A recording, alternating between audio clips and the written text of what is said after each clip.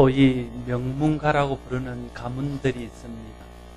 정치적으로나 또 예술 면에서나 학문적인 면에서나 또 여러 분야에서 두각을 나타내는 그런 가문들이 대를 이어 그 일을 잘 하게 될 때에 그런 가문들을 이름하여 명문가라 부를 것입니다. 예를 들면 정치적으로 미국의 케네디가는 대통령을 비롯한 많은 미국의 정치 주도들을 배출한 그런 정치적인 명문가라 할 수 있습니다. 그런가 하면 되도록 훌륭한 학자를 많이 배출하는 그런 학자 집안도 있을 수 있겠지요. 그런 집안은 또 학문적인 명문가라 이렇게 할 수 있겠습니다.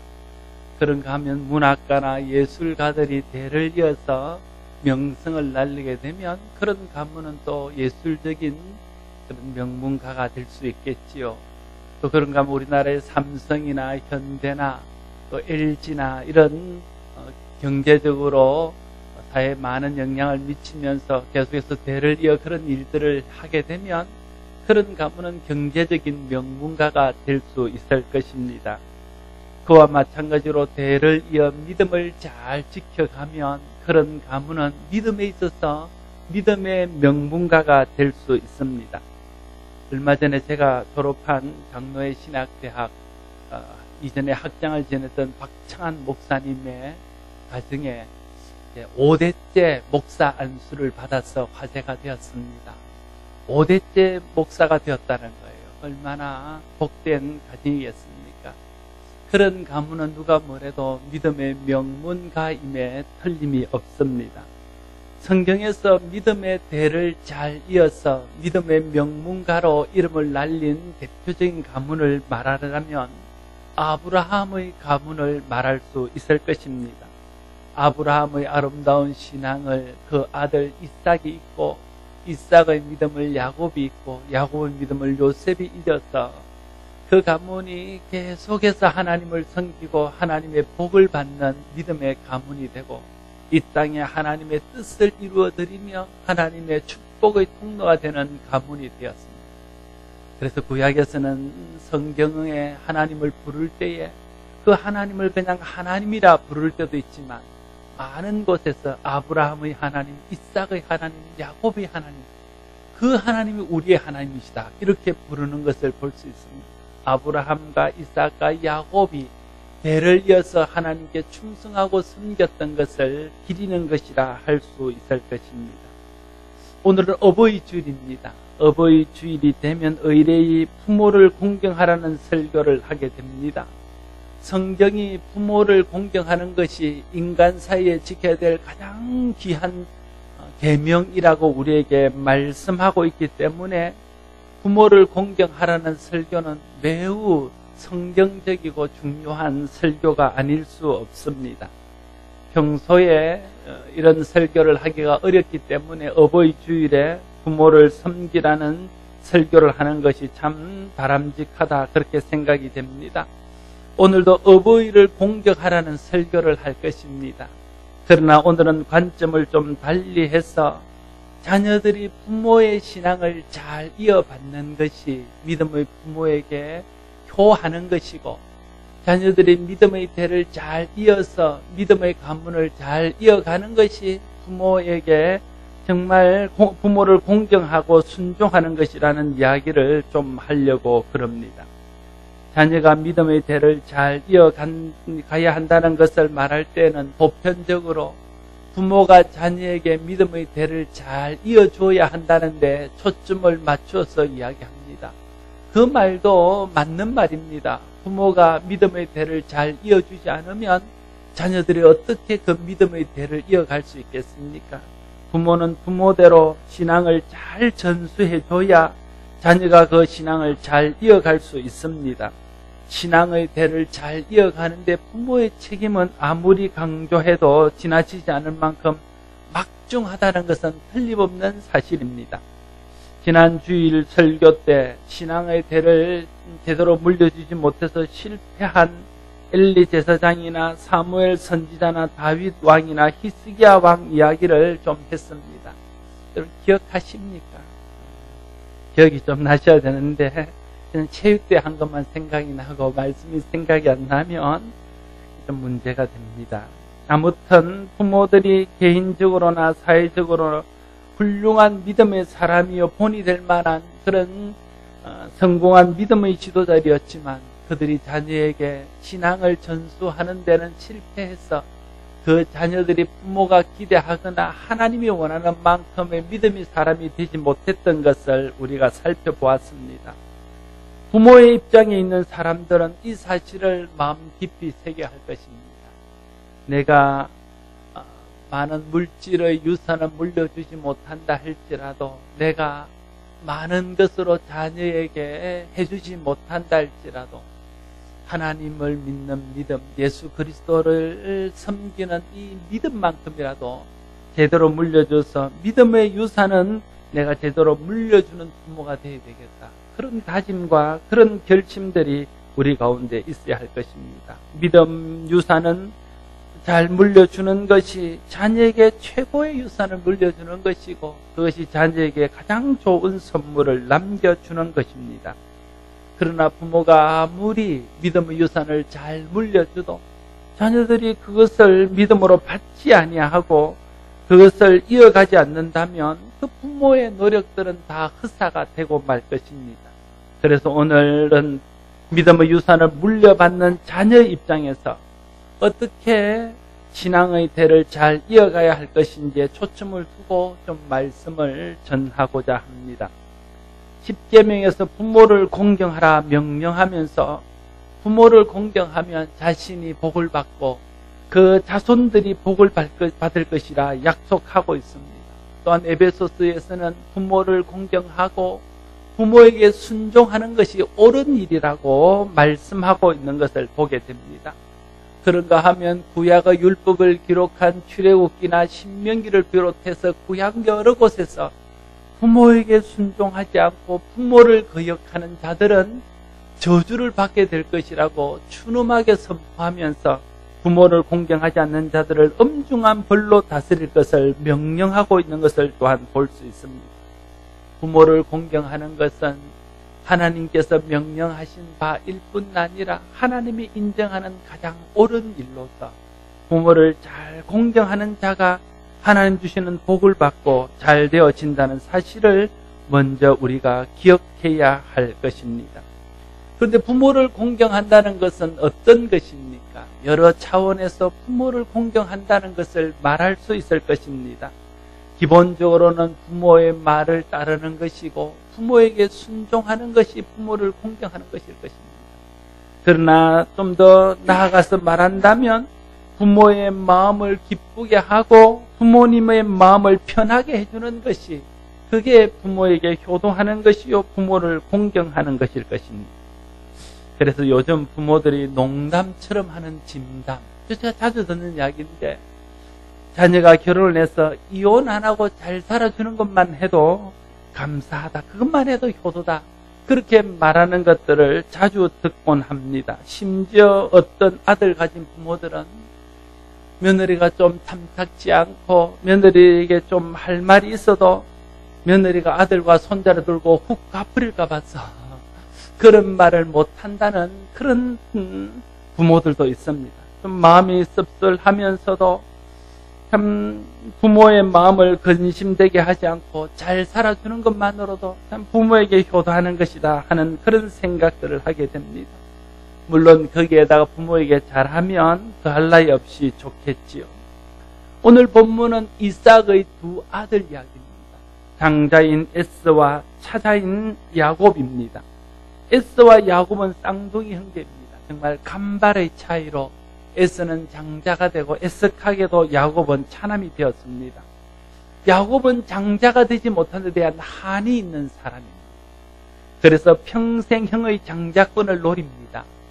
야곱이 형의 장자권을 노리는 이유는 단순히 아버지의 재산을 물려받고 아버지의 재산을 탐내어서 그런 것은 절대 아닙니다. 야곱이 그토록 장자권에 집착하는 이유는 신앙적인 이유입니다. 아브라함, 이삭, 야곱, 요셉 이런 사람들이 있던 시대를 신학적으로 족장시대라 이렇게 말합니다. 왕이나 사사가 없이 족장이 다스리던 시대를 일컫는 말이지요. 그래서 그 시대는 왕이 없습니다. 사사도 없습니다. 제사장도 없습니다. 선지자도 없습니다. 족장이 왕이요, 족장이 사사요, 족장이 제사장이요, 족장이 선지자입니다. 그래서 하나님은 족장을 통해서 말씀하시고, 족장을 통해서 하나님의 뜻을 이루어 가시고, 족장들을 통해서 하나님의 축복을 세상 가운데로 흘러가게 하는 것입니다. 그런데 그 축복이 아브라함에게서 이삭으로 이어지고, 이삭으로부터 그 다음 아들들에게 이어지는 것입니다.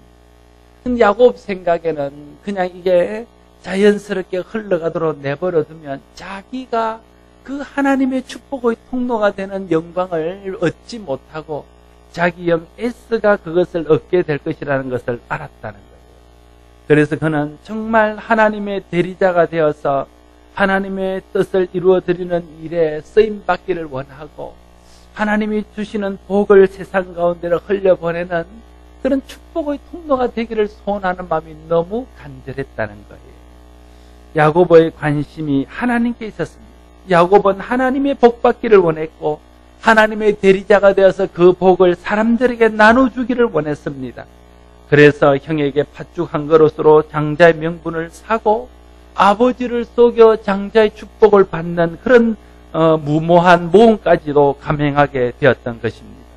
물론 이런 야고보의 방법은 옳지 않습니다. 절대 칭찬받을 만한 방법도 권장하는 만한 방법도 아닙니다. 그러나 우리가 분명하게 알아야 될 것은 그만큼 야고보의 마음속에는 절박함이 있는 것입니다. 하나님의 은혜를 사모하는 마음, 하나님을 향한 열정이 그 가운데 있습니다. 어떻게 하든지 하나님과의 관계 속으로 들어가고자 하는 그의 몸부림이 있는 것입니다. 좀 속되게 말하면 그는 어떻게 하든지 하나님과 좀 엮이고 싶은 겁니다. 하나님과 엮여서 하나님의 은혜 안에 살면서 하나님의 뜻을 이루고 하나님과 함께 뭔가를 하고 싶은 소망이 야고보 마음속에 있는 것입니다.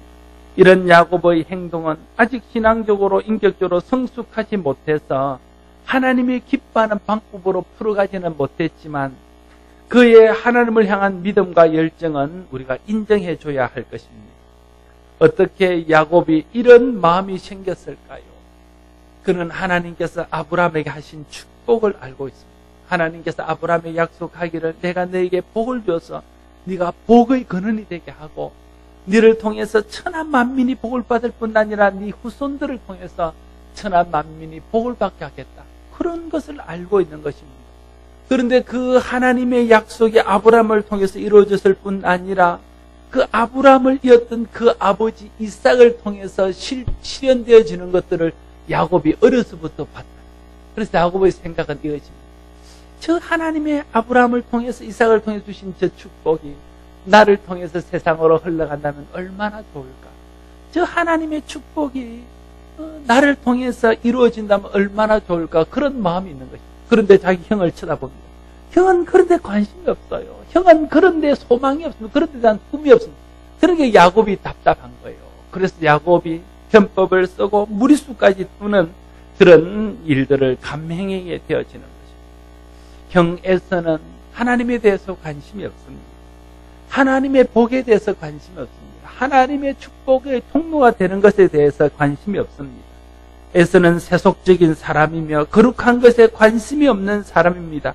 하나님에 대해서 무관심하고 장차 하나님으로부터 축복의 약속에 대해서도 무관심했습니다. 그래서 그는 쉽게 팥죽 한 그릇으로도 장자의 고난을 동생에게 넘겨버리는 그런 어리석은 일을 할 수 있었던 것입니다. 또한 창세기 26장 34절 35절에 보면 이렇게 기록합니다. 에스가 40세에 헷족속 구리에의 딸 유딕과 헷족속 엘론의 딸 바스맛을 아내로 맞이하였더니 그들이 이삭과 리브가의 마음에 근심이 되었더라. 그는 하나님에 관심이 없습니다. 하나님의 뜻을 이루는 데 관심이 없습니다. 부모의 마음을 헤아리지 못합니다. 부모의 영적인 생각들을 이룰 생각이 없습니다. 그래서 자기의 눈에 좋은 대로 그 땅에 사는 우상을 섬기는 이방 여인들을 아내로 선택해서 그렇게 결혼을 하는 것입니다.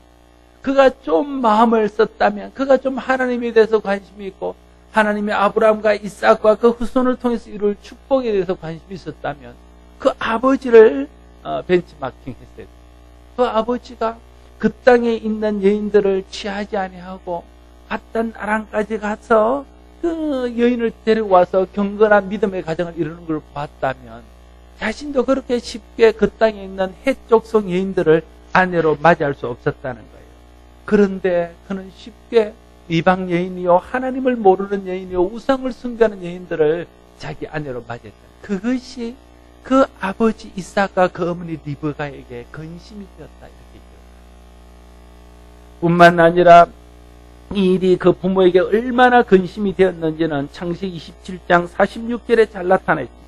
창세기 27장 46절에 이렇게 기록합니다. 리브가가 이삭에게 이르되 내가 헷 사람의 딸들로 말미암아 내 삶이 싫어졌거늘 야곱이 만일 이 땅의 딸들 곧 그들과 같은 헷 사람의 딸들 중에서 아내를 맞이하면 내 삶이 내게 무슨 재미가 있습니까? 리브가 이렇게 말하는 거예요. 내가 저 며느리 때문에 살맛을 잃었다는 거예요. 에스가 데려온 해족속 며느리 때문에 인생에 낙이 없어졌다. 그만큼 그 해족속의 며느리를 데려온 일은 그 어머니 리브가에게 상처가 되었고 그 아버지에게 큰 아픔이 되었다는 것을 알 수 있습니다. 리브가는 이 일로 인해서 삶이 싫어질 정도였습니다. 인생을 살기가 싫어질 정도가 되었다는 말입니다. 현 여인과 결혼하여 에서는 그 부모에게 큰 근심을 안겨주고 부모가 인생의 살맛을 잃어버리게 만들었다는 거죠. 그렇게 보면 에서는 부모에게 얼마나 불효한 자식인가 하는 것을 쉽게 짐작할 수 있습니다. 그래서 이삭은 야곱에게 부탁합니다. 오늘 본문 1절에서 4절 말씀에 보면 이삭이 야곱을 불러 그에게 축복하고 또 당부하여 이르되 너는 가나안 사람의 딸들 중에서 아내를 맞이하지 말고 이느나 밧단 아람으로 가서 내 외조부 부두엘의 집에 이르러 거기서 내 외삼촌 라반의 딸 중에서 아내를 맞이하라. 전능하신 하나님이 내게 복을 주시어 네가 생육하고 번성하게 하여 네가 여러 족속을 이루게 하고 아브라함이 허락하신 복을 내게 주시되 너와 함께한 내 자손에게도 주사 하나님이 아브라함이 주신 땅 곧 내가 거류하는 땅을 네가 차지하게 하시기를 원한다. 쉽게 말하면 요즘식으로 말하면 너 이제 안 믿는 며느리 좀 데리고 오지 말고 믿는 며느리 좀 데리고 오라는 거예요. 안 믿는 사람 사귀지 말고 믿는 사람 사귀라는 것입니다. 믿음의 그 며느리를 보기를 간절히 소원하는 그런 마음이 거기에 있습니다. 이삭도 아브라함의 명령을 따라서 그 땅에 있는 가나안 족속의 여인 중에 아내를 취하지 않고 밧단 아람, 하란이라고 부르는 곳이 있죠. 그곳에 가서 리브가를 데리고 와서 아내로 맞이함으로 경건한 가정을 이루고 아브라함의 축복의 대, 믿음의 대를 잘 이었던 것을 볼 수 있습니다. 이삭이 이 아버지 아브라함의 말에 순종하여 그곳에서 데려온 리브가와 결혼하여 믿음의 대를 잘 이은 것처럼 이삭은 야곱이 그 자기의 뒤를 이어서 그렇게 해주기를 바라는 마음이 있는 것입니다. 그 장자 에서는 신앙과 상관없이 그 땅에서 자기 마음에 드는 여인을 아내로 맞이하여 부모를 실망시키고 부모에게 근심거리가 되었습니다. 이제 이삭이 작은 아들 야곱에게 기대를 걸고 야곱에게 너는 그렇게 하지 말고 밧단 아람에 가서 그곳에서 아내를 취하라고 말하고 있는 것입니다. 그러면 하나님께서 그에게 복을 주어 번성하게 하며 아브라함에게 약속한 복을 받게 될 것이다 말하고 있습니다. 다시 말하면 아브라함을 통해서 이삭을 통해서 흘러나왔던 그 복이 야곱 너에게도 이르게 될 것이다. 그걸 말하고 있는 것입니다. 이에 7절 말씀에 보면 야곱이 부모의 명을 따라 밧단 아람으로 갔으며 말하고 있습니다. 야곱은 부모의 말을 듣고 부모의 뜻을 기꺼운 마음으로 받아들이고 순종하였던 것입니다. 그런데 그 다음 구절을 보십시오. 여러분 8절과 9절 말씀을 같이 한번 더 읽어보겠습니다. 8절 9절 시작.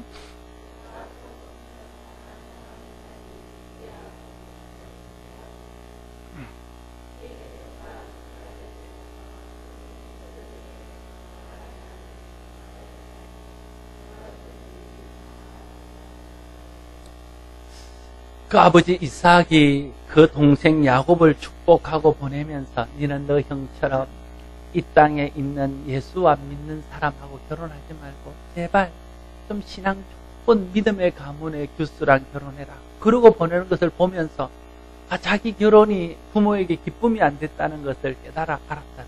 그러면 어떻게 해야 될까요? 뭔가 좀 특단의 조치, 믿음의 조치를 내려야 되는데 그 자기 해쪽 속의 딸들이 자기 부모에게 기쁨이 안 된 것을 보고는 이번에는 누구를 찾아가냐면 자기 할아버지 아브라함이 하나님의 약속을 기다리지 못하고 인간적으로 실수해서 낳았던 자기의 삼촌인 이스마엘, 그 이스마엘에 가서 그 딸을 데려다가 아내로 맞이했다.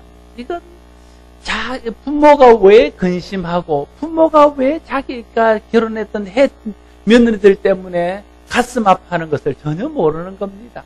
그러니까 또 다른 불신앙, 또 다른 그런 하나님을 모르는 여자를 데려와서 그것으로 부모의 마음을 맞춰주려 하고 있다는 것입니다. 그는 하나님의 마음도 모를 뿐 아니라 아버지의 마음도 모릅니다. 하나님의 뜻을 이루어드리지 못할 뿐 아니라 부모의 마음도 전혀 헤아려 그 뜻에 순종하지 못하는 것을 볼 수 있습니다. 이삭의 마음은 자기 자식들이 하나님께서 아브라함과 자신에게 약속하신 약속을 믿고 그 약속을 붙들고 살기를 원했습니다. 그래서 하나님의 복을 받으며 하나님의 축복의 통로가 되는 이 아름다운 가문을 계속 자기 자식들이 이어가기를 원했다는 겁니다. 그런데 에서는 그 기대를 저버리고 그 뜻을 전혀 이해하지 못하고 부모에게 근심이 되고 그 삶의 의미를 잃게 하는 아들이 되고 말았다. 그런 면에서 보면 에서는 불효자 중에 불효자입니다. 그러나 야곱은 성품상으로는 형 에서보다 좀 못한 점들이 많이 있지만 그러나 그는 하나님과 그의 아버지 이삭의 마음과 뜻을 잘 알았습니다. 그래서 그의 부응하는 삶을 살기 위해서 하나님의 뜻에 순종하고 그 아버지의 뜻에 순종했다는 거예요. 그래서 부모의 축복을 받고 이삭을 잇는 하나님의 축복의 통로가 될 수 있었습니다. 그런 면에서 보면 이삭이 야곱을 다음 자기의 대를 잇는 그런 믿음의 아들로 생각했던 것으로 생각되어지고 야곱은 그런 면에서 부모의 마음을 알고 부모의 마음을 편안하게 해준 효자였다. 이렇게 평가할 수 있겠습니다. 하나님께서 아브라함을 부르셔서 그와 그의 후손에게 복을 주어 하나님의 복을 천하 만민에 흘려보내는 복의 그는 축복의 통로가 되겠다 말씀하셨습니다. 아브라함 때에는 그 일을 이룰 수 있는 두 사람이 있습니다. 하나는 아브라함이고 하나는 롯입니다. 둘 다 하나님의 명령을 따라서 하란을 떠나와서 가나안 땅에 정착한 사람입니다. 둘 다 하나님이 주시는 복을 받아서 번성하게 된 사람입니다. 하나님은 아브라함을 통해서 또 롯을 통해서 그 일을 이룰 수 있었습니다. 그런데 아브라함은 그 하나님의 마음을 순전한 마음으로 받고 오직 하나님께 집중하며 하나님을 의지하고 하나님의 은혜 안에 살기를 소원했습니다. 그러나 롯은 인간적인 생각과 눈에 보이는 세상의 복에 집착한 나머지 하나님의 복 주심을 잊어버리고 자기의 안목의 정욕을 따라서 좋은 땅을 찾아가지 않습니다. 그래서 그가 선택한 땅이 바로 하나님께서 불로 심판을 했던 소돔과 고모라였습니다. 그는 소돔과 고모라가 망할 때 함께 망했고 그래서 그의 후손들은 모압과 암몬 자손들을 이루어서 대대로 하나님과 하나님 백성들을 괴롭히는 그런 이방 민족이 되고 말았다. 그러니까 아브라함 시대 때 하나님께서 축복의 통로로 아브라함과 롯이 있었지만 롯이 하나님의 뜻을 이해하지 못하고 받아들이지 못함으로 아브라함이 하나님의 축복의 통로 믿음의 조상으로 선택을 받았다.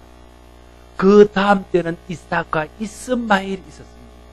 하나님이 약속한 이삭과 아브라함이 인간적인 실수로 낳은 장자 이스마엘이 있습니다. 그러나 이스마엘은 하나님의 뜻을 이해하지 못하고 그 어머니 하갈과 함께 하나님의 축복의 통로였던 그 이삭을 저주하고 이삭을 조롱하다가 하나님의 노를 사고 아버지 아브라함의 노를 사서 쫓겨나는 시세가 되지 않습니까? 그래서 그는 지금의 중동 지방에 있는 그런 아랍인들의 조상이 되고 말았습니다. 두고 하나님의 백성들과 원수가 되고 두고 하나님의 백성들과 싸우는 그런 족속이 되고 말 것이죠. 그러나 이삭은 아버지 아브라함의 뜻을 온전히 순종하여 어릴 때부터 믿음으로 하나님께 순종하고 아버지께 순종하고, 그래서 아버지가 정해주는 믿음의 짝을 받아들여서 믿음의 가문을 이루므로 하나님이 아브라함이 축복했던 그 축복을 고스란히 이어받아서 성경에 보면 이삭이 마침내 거부가 되었다. 마침내 그 땅에서 가장 큰, 요즘 말하면 재벌이 되는 그런 축복을 받고 그 믿음의 축복의 통로를 흘려보내는 그런 아브라함과 롯에서 아브라함이 승리, 이스마엘과 이삭에서 이삭이 선택. 그 다음 절을 읽는 데는 이제 오늘 본문에 나왔던 에서와 야곱. 말씀드렸듯이 에서는 그 축복의 통로가 되는데 별 관심이 없습니다. 하나님께 관심이 없어요. 아버지의 뜻에 관심이 없어요. 그는 세상적인 것을 좋아하고 눈에 보이는 것을 따라 사는 사람입니다. 그래서 하나님으로부터, 아버지로부터 그 축복의 통로가 되는 그런 유산을 받지 못합니다. 그러나 야곱은 성품상은 좀 문제점이 있고 약점이 많은 사람이었지만 하나님의 약속을 붙들고 하나님께서 약속하신 아브라함과 이삭의 가문의 대를 잇는 축복의 통로가 되기를 간절히 소원하여 아버지의 뜻에, 하나님 뜻에 순종함으로 그 대에서는 장자 에스가 아니라 그 차자 야곱이 하나님의 대를 잇는 축복의 통로가 되는 은혜를 입었다. 그 야곱의 다음 대는 야곱의 12아들. 12아들은 다 나름대로 믿음이 괜찮습니다. 12아들은 나름대로 하나님의 은혜 안에 삽니다. 그래서 이스라엘의 12가문이 됩니다. 12지파를 이루는 그런 축복을 받게 됩니다. 그러나 그 중에서 특별히 야곱이, 요셉이 그 믿음으로 하나님께 순종하고 믿음으로 하나님 앞에 살아감으로 하나님께서 그들의 믿음을 정직하게 봐서 족장 아브라함, 족장 이삭, 족장 야곱, 그 다음을 잇는 족장 요셉이 되게 하는 거다. 그렇게 믿음의 대를 이어갈 수 있었습니다. 하나님은 오늘의 시대에도 경건한 믿음을 지키며 하나님의 뜻을 따라서 하나님의 복을 받고 그것을 세상에 흘려보내는 복에 거는 축복의 통로가 될 만한 믿음의 가문을 일으키기를 소원합니다. 믿음의 명문가는 믿음의 부모가 믿음의 자녀들에게 잘 물려주는 데서 시작됩니다. 우리가 믿음의 부모의 입장에 있을 때에 우리 믿음의 자녀들이 믿음을 잘 이어받아서 하나님의 복을 받고 그것을 세상에 흘려보내는 축복의 통로가 되는 가문이 되고 믿음의 명문가가 되기를 위해서 우리가 힘써야 됩니다. 믿음의 부모들은 자녀들에게 믿음의 유산을 잘 물려주고 믿음의 명문가를 만드는 데 기초를 놓아주는 그런 역할들을 잘 해야 할 것입니다. 또한 믿음의 명문가는 자녀들이 부모의 믿음을 잘 이어받아 믿음을 지키며 믿음을 따라 살 때에 이루어지는 것입니다. 자녀가 부모의 얼굴을 세워줘야 합니다. 부모의 자랑거리가 되어야 됩니다. 그것이 부모의 은혜에 보답하는 것입니다. 믿음 안에서 부모의 얼굴을 세워주는 것은 무엇입니까? 믿음 안에서 부모의 자랑거리가 되는 것은 무엇입니까? 여러분 자녀가 예수를 믿지 않고 믿음 생활 제대로 하지 않으면서 세상적으로 출세하면 여러분이 하나님 앞에와 믿는 사람들 앞에 자랑할 수 있겠습니까? 그게 자랑거리가 되겠습니까? 여러분의 자녀가 좀 세상적으로는 좀 내세울 만한 뭔가가 없어도 또 뭔가 자랑할 만한 그런 지위나 신분은 되지 못해도 믿음을 잘 이어받아서 경건하게 믿음을 이어가는 자녀가 있다면 그건 진짜 자랑거리가 되지 않겠습니까? 그래서 정말 우리가 자랑거리가 되려면 목사나 장로님의 가정이나 권사님의 가정이나 집사님의 가정에서 그 다음 대가 목사가 되든 장로님이 되든 권사님이든 집사님이 되든 그걸 이어갈 때 그때 그 자녀들을 자랑하고 그 자녀가 부모의 얼굴을 세워주는 자녀가 될 줄로 믿습니다. 제가 목사인데 우리 혜민이 유민이가 아무리 세상적으로 잘 되어도 그들이 만약 예수를 믿지 않고 제대로 믿음 이어받지 않고 산다면 내가 어디 가서 얼굴을 들겠습니까? 여러분 앞에 제가 어떻게 얼굴을 들고 설교를 할 수 있겠습니까? 그렇지 않습니다. 장로님이, 권사님이, 집사님들이 평생 하나님 앞에 충성하고 평생 신실하게 믿음을 잘 지키며 살았는데 자녀들이 그 믿음을 이어받아 주지 않고 자녀들이 세상에 나가서 믿음과 상관없는 삶을 산다면 그 부모의 평생의 신앙에 씻을 수 없는 오점을 남기는 것이 되지 않겠습니까? 다른 것을 다 떠나서라도 부모의 은혜에 보답하는 차원에서라도 우리가 신앙을 잘 이어받고 정말 믿음의 대를 이어가는 그런 자녀가 되어야 돼요. 그게 부모에게 효도하는 자녀입니다. 복은 하나님께로부터 옵니다. 그렇지 않습니까? 가장 좋은 것은 하나님께 있습니다. 믿음으로 하나님을 경외하고 하나님을 의지하며 살 때 복과 좋은 것을 얻을 수 있습니다. 부모의 믿음을 이어받으며 부모의 뜻을 이어받고 부모를 공경할 때에 그 복을 내가 누리고 우리 후손들이 누릴 수 있게 되어질 것입니다. 사랑하는 성도 여러분, 특별히 자녀의 입장에 있는 성도 여러분, 부모의 신앙을 잘 이어받아 믿음을 잘 지키는 자녀들이 될 수 있기를 바랍니다. 여러분의 가문이 대를 이어 하나님의 복을 받는 믿음의 명가를 세워갈 수 있기를 바랍니다. 믿음의 명문가를 이어가는 것은 하나님 나라를 위해서나 여러분의 부모를 위해서나 여러분 자신을 위해서나 여러분의 자녀를 위해서나 다 너무나 귀하고 중요한 것입니다. 여러분 모두가 믿음을 잘 이어받고 믿음으로 살아서 여러분 가문이 하나님의 나라를 위해 대를 이어 하나님께 귀 쓰임 받는 영광스러운 믿음의 명문가가 될 수 있기를 바랍니다. 여러분들이 믿음의 대를 잘 이어감으로 여러분의 부모의 얼굴을 빛나게 하며 여러분 부모를 자랑스럽게 하는 믿음의 자녀들이 될 수 있기를 바랍니다. 그리고 여러분이 그렇게 이어받은 믿음을 자녀에게도 잘 물려주어서 믿음의 명문가를 계속적으로 이루어가며 하나님의 축복을 세상에 흘려보내는 복에 관한 축복의 통로가 되는 그런 은혜가 있기를 바랍니다. 이것이 진정으로 효도하는 길이 아니겠습니까? 제가 지난번에 우리 성경 공부하면서 잠깐 말씀을 드렸는데 제가 신학교에 들어갔더니 박재갑이라는 제가 대학 동기를 만났습니다. 그 친구는 경영학과고 저는 회계학과인데 그러니까 뭐 같이 수업도 많이 듣고 좀 친하게 지냈던 그런 친구입니다. 그런데 그 친구는 경남 하동의 악양이라는 곳이 악양면에 그 교회에 아버님이 장로님이고 그런 아주 어릴 때부터 믿음을 지켰던 그런 사람. 내가 학교 대학 다닐 때는 몰랐습니다. 신학교에 가보니까 그 친구가 나보다 1년 먼저 신학교 와서 내가 1학년 들어가니까 그 친구는 2학년에 다니고 있었습니다. 아주 반갑게 만나서 그 친구는 그동안 내가 예수 안 믿었던 것을 알았으니까 의아해하고 신학교 온 것을 아주 이상하게 생각했습니다. 제가 대학 다닐 때는 전혀 신학교 갈 사람은 아니었거든요. 그래서 굉장히 의아했습니다. 그런데 어느 날 이 친구가 저를 부르더니 이번 토요일에 시간이 되냐. 뭐 토요일 날 특별히 할 일이 없다 그랬더니 자기 가족 모임이었는데 와서 한번 설교를 해달래요. 신학교 1학년이 무슨 설교를 할 줄 알겠습니까? 그런데 자기 가족들 모임이 있으니까 그리고 또 생각이 저는 믿음의 가정이 산다는 가족들 모임에 무슨 설교가 필요하나 그런 생각을 했습니다. 그래서 와래 일단은 와서 한번 하래요.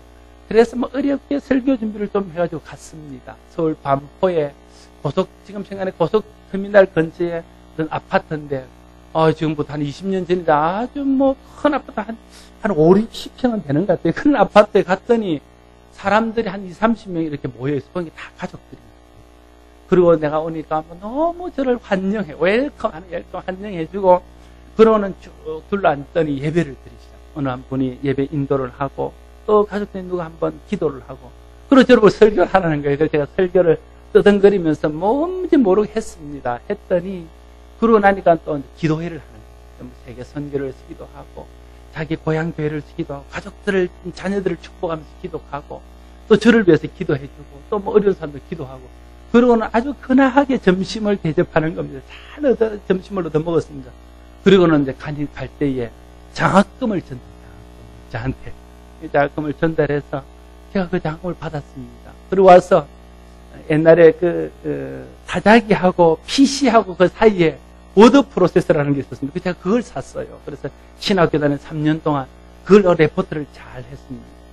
그래서 나중에 와서 물어봐서 이게 도대체 무슨 모임이냐 그랬더니 자기 고모, 자기 삼촌, 또 사촌들, 육촌들, 이런 사람들이 모여서 정기적으로 가족 모임을 합니다.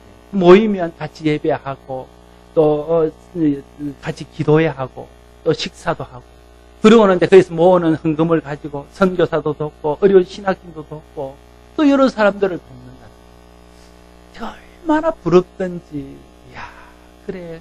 이 가문이 얼마나 아름다워. 여러분 가문들 모이면 뭐 하십니까? 저런 모이면서 고스톱 치고, 노래방 가고, 그것도 영 나쁜 건 아니잖아요. 그런 것도 좋죠. 같이 모여서 오랜만에 모였으니까 그런 교대도 괜찮겠죠. 그러나 우리가 믿음의 가문이라 하면서도 모이면 그런 것들만 하고 끝낸다면 하나님 우리 가문을 통해서 어떤 것들을 기대하기가 좀 쉽지 않겠어요. 그런데 그런 가문처럼 흩어져 있는 자녀들의 믿음 안에서 정기적으로 모임을 갖고, 그래서 믿음 안에서 그들이 얼굴을 보고 반가워할 뿐 아니라 그 모임을 통해서 하나님께 예배하고 기도회를 하고 신학생들을 초청해서 장학금을 주고 어려운 선교사들에게 성경금을 보내고 또 고향교회를 위해서 기도하고 이런 것들을 보면서 야, 이런 가문이야말로 정말 믿음의 명문가다, 그런 생각을 하게 되었어요. 저는 지금은 그렇지 못하지만 우리 자녀들이 또 그 자녀들 낳을 때쯤 되면 우리 가정에도 그런 가문이 세워질 것을 기대합니다. 나는 여러분의 가문들도 지금은 혹시 그렇지 못하다 할지라도 여러분의 자녀가 또 자녀를 낳고 그 자녀가 자녀를 낳아서 믿음을 잘 이어받음으로 여러분의 가문이 그런 믿음의 명문가가 되는 축복이 있게 되어지기를 바랍니다. 하나님이 그러면 그런 가문을 얼마나 기뻐하시겠습니까? 하나님 그런 가문을 통해서 얼마나 영광 받으시겠습니까? 그런 가문을 통해서 하나님 얼마나 귀한 일들을 행할 수 있겠습니까? 부모된 사람은 믿음의 유산을 자녀에게 물려주는데 최선을 다할 수 있기를 바랍니다. 자녀된 자들은 믿음을 잘 이어갈 수 있도록 부모의 뜻을, 하나님의 뜻을 잘 이어받아 믿음을 잘 지킬 수 있게 되기를 바랍니다. 그래서 아브라함으로부터 시작된 이 믿음의 명문가가 여러분 가문에도 그대로 이어져서 여러분의 가문이 아브라함처럼 복을 받아서 여러분 가문이 복을 누릴 뿐, 여러분 자녀들이 복을 누릴 뿐 아니라 그 복을 세상에 흘려보내는 축복의 통로가 되는 믿음의 명문가가 다 될 수 있기를 바랍니다. 기도하겠습니다. 아버지 하나님, 하나님께서 기대하는 것은 믿음의 대를 잘 이어서 믿음의 명문가를 이루고 그런 가문을 통해서 하나님의 영광이 드러나며 하나님께 영광이 되며 세상에 축복을 흘려보내는 축복과 동로가 되는 것을 기대하는 줄로 믿습니다.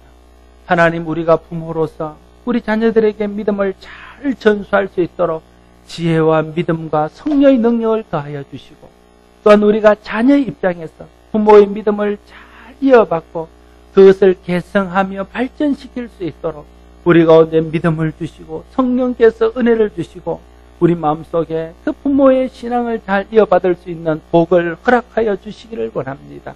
그래서 우리의 가문이 믿음의 아름다운 가문이 되고 우리의 후손들이 믿음의 명문가가 되어서 정말 축복을 받고 축복을 흘려보내는 축복의 통로가 되는 귀한 역사가 일어나게 하여 주시옵소서. 예수님 이름으로 기도드리옵나이다. 아멘.